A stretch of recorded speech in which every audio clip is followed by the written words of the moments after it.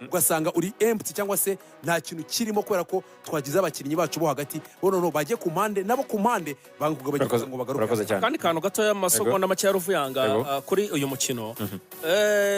muri kiganiro n'itangazamakuru ku munsi w'ejo kapiteni Steve Michel Munier kapiteni ikipe y'igihugu ya Benin yavuze yuko yari abizi neza ko Amavubi abakinnyi b'u Rwanda abadefanseri benshi bahawe gahunda yo kumarka yo kumufata yo kumukorera markage. Aravuga ati ibi ni ibintu byiza cyane narabibonye atari ko kumfata gutya ngewe ntacyo bintwaye kuko bituma abagenzi banjye baba free binyagambura nabo bakaba batsinda. Kandi koko